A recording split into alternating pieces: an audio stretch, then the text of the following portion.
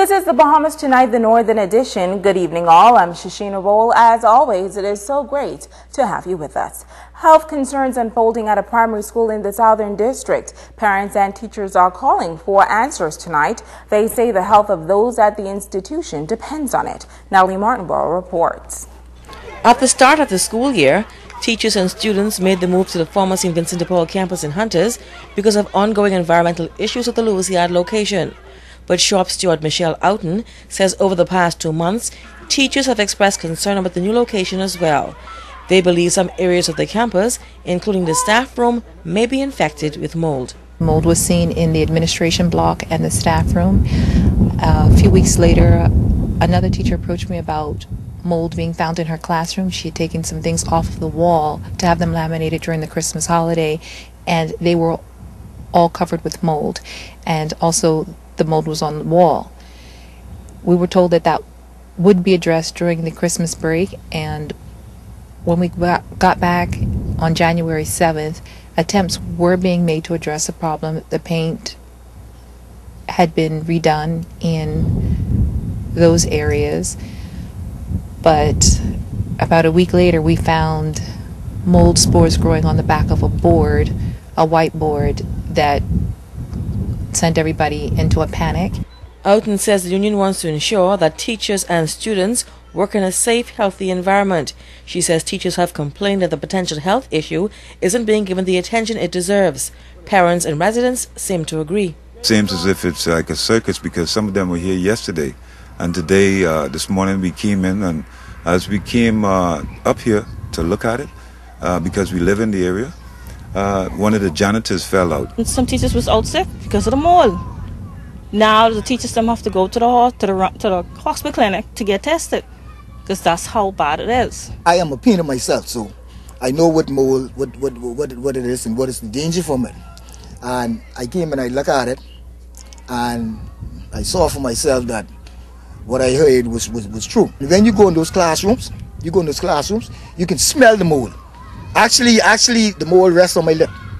I can taste it when you go in the classroom. That's how strong it is. We're just waiting for a final written evaluation from the Department of Environmental Health to state what's actually going on down here, what are they finding, and how it could possibly affect us. Just to put our minds at ease that we are in a safe environment for the employees and the students.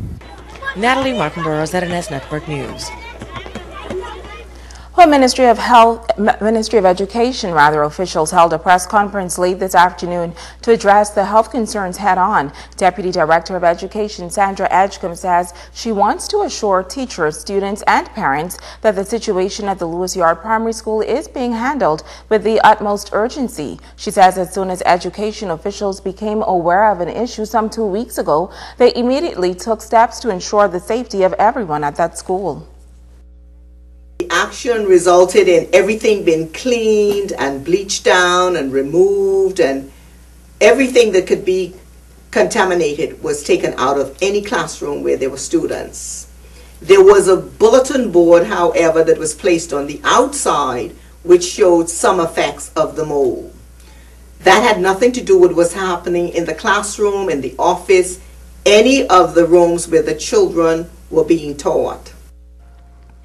Well, Edgecombe says a test is now being carried out by Environmental Health to determine exactly what is happening at the school. She says some individuals may feel as though education officials are not addressing the matter quickly enough, but she is assuring parents that the safety of their children is top priority.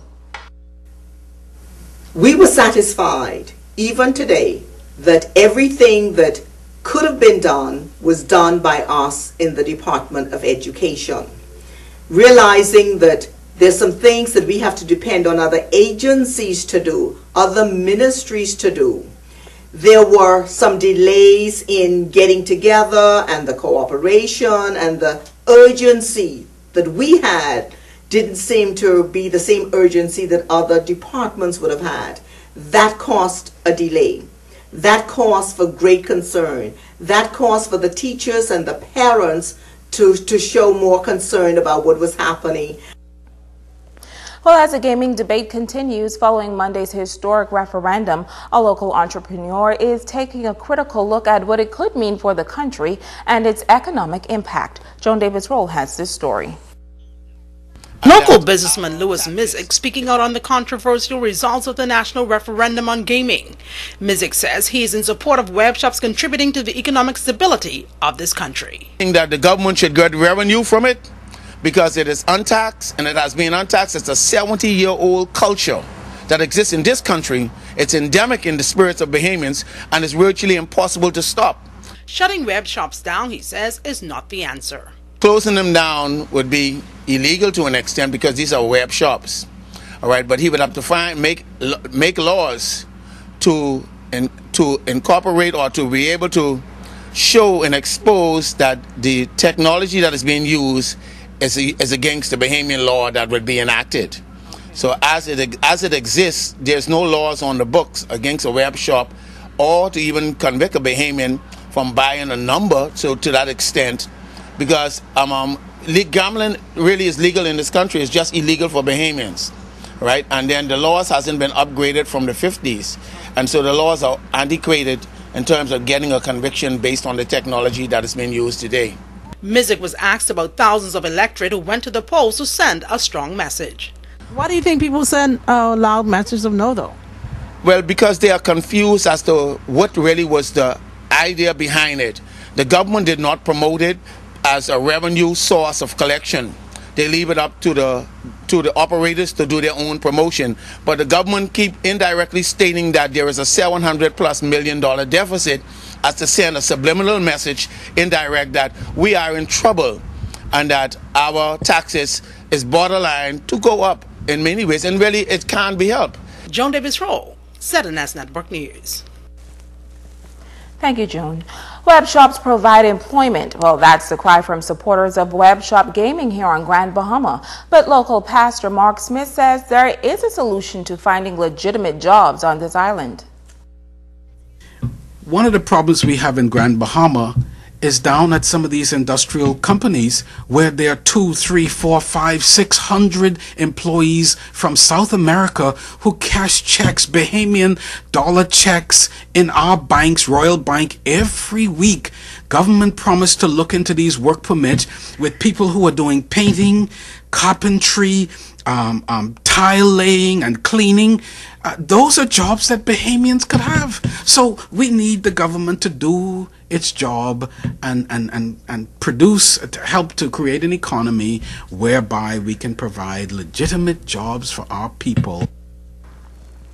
Now, on Monday, Bahamians voted overwhelmingly against gaming in the country. Hours later, the Prime Minister ordered the web shops closed, but the following day an injunction filed in the Supreme Court resulting in the reopening of the web shops. Pastor Smith believes the law is very clear when it comes to gaming in this country. Any game, method or device whereby money or money's worth is distributed or allotted in any manner depending upon or to be determined by chance or lot, held, drawn, exercised, or managed, whether in the Bahamas or elsewhere upon the basis of the outcome of a future contingent event, whether occurring in the Bahamas or elsewhere. Elsewhere includes cyberspace, elsewhere, and also includes the game called or known as numbers. Stay with us. The Bahamas Tonight, the Northern Edition continues right after this.